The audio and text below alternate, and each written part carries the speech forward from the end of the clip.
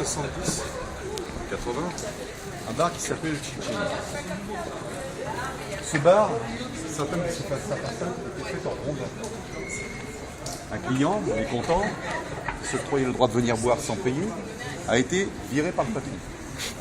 Le lendemain, il est revenu et a mis le feu à la façade. Attention, il y a une voiture.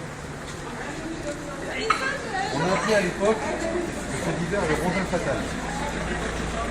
Tout était en bois, tout a flambé et la façade du Chichi n'était plus rien. Voilà, tout simplement. Un client qui avait été conduit, prétendant pouvoir boire sans payer. Voiture. Nous sommes en 1980. C'est son... C'est un crime passionnel.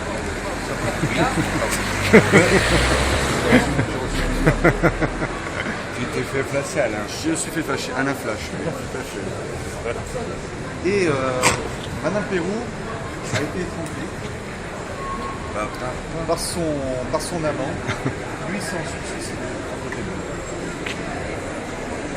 lui. Et son amant l'a tué et a laissé un mot. Elle n'a pas tenu les promesses qu'elle a faites. Tout simplement. Et le corps de cette femme a été retrouvé longtemps après, dans un état de décomposition. Ils l'ont retrouvé attaché. Et lui, c'est tout simplement tiré une balle. Voilà une sombre histoire. À ce numéro, deuxième étage. Madame Pérou. Alors nous continuons parce que... Son chien, à chaque fois qu'il arrivait, il devenait hystérique. Le chien devenait complètement paralysé de peur à chaque fois qu'il arrivait au niveau de la grille métallique qui était juste liftée au-dessus du puits. On sait que ce puits de 150 mètres de profondeur était relié à un vaste réseau de canalisation et de galeries qui passait sous le Rhône et rejoignait la tour Philippe le Bel. Ces galeries aujourd'hui sont quasiment impraticables à cause justement du fait que le terrain est instable. Mais ça ne s'arrête pas là. Un autre agent de sécurité a complètement perdu la tête. Lorsqu'il était dans la chapelle Urbain 5, une grande salle immense qu'on peut visiter en temps normal et que pendant le festival sert de vestiaire pour les artistes, il s'est retrouvé prostré un matin, complètement prostré, paralysé de peur. Alors la direction de qu'est-ce qui se passe? Je les ai vus. Les vus qui? Je les ai vus. En fait, après enquête, pendant ces rondes, il aurait vu des ombres se balader le long du mur, qui grandissaient que des murs comme ici. Alors bien sûr, on peut se dire, c'est le reflet des réverbères, des passants qui passent dans la rue, avec les vitraux, etc. Et comme les ombres étaient totalement opposées à la lumière, et qu'en mettant l'oreille contre le mur, il aurait dit avoir entendu des chuchotements et des conversations, et que les ombres prenaient forme, sachant que d'après l'enquête de police, cet agent de sécurité qui était tout à fait correct, avait un cursus en béton. C'était quelqu'un de totalement rationnel, cartésien. Il n'a jamais voulu reprendre son boulot.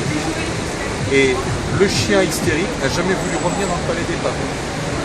Donc ce sont deux faits divers qui ont été authentifiés, qui sont restés en interne, dont j'ai eu justement les informations par un collègue qui travaille justement au palais des papes. Et il faut savoir que quand on se balade dans ce lieu, il y a beaucoup de symboles ésotériques antéchristiques.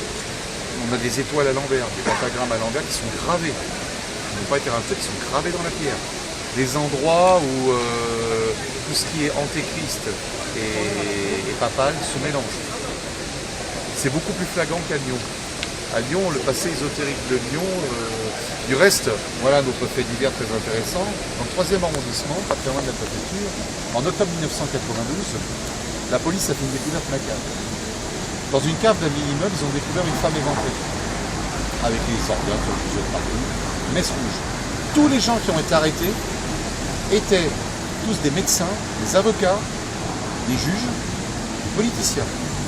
Bien sûr, l'affaire a été étouffée. Cette information a été relayée par la seule presse qui a eu le courage d'en parler à l'époque, Le Point.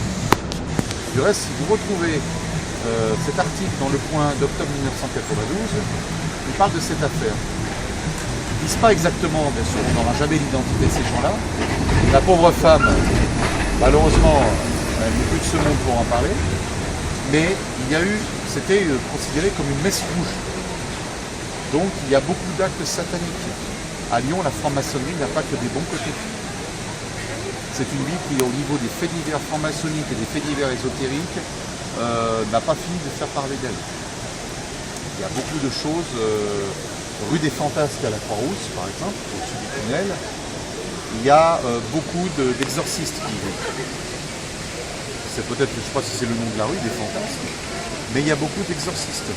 Il y a entre autres un monsieur assez sympathique, je ne me souviens plus de son nom, mais qui est dans un immeuble qui est qui est à la verticale de l'entrée du tunnel, et qui chez lui n'a que des croix sur les murs, que des croix, des croix, des croix, des croix, des croix. Il y a que des croix partout. Il arrive même à se faire peur lui-même. Quand quelqu'un vient le consulter, il n'en ressort jamais un lèvre. Il fait une dépression au bout de 2 jours. Tout croyant qu'il est. Donc, il existe ce monsieur. Il est considéré comme un des ésotéristes, exorcistes, les plus pourris sur Lyon, mais il n'est pas recensé officiellement. Car à Lyon, il y a 2 exorcistes. Il y en a qu'un qui fait parler de lui sur TLM, dans la presse, l'autre est beaucoup plus dans l'ombre.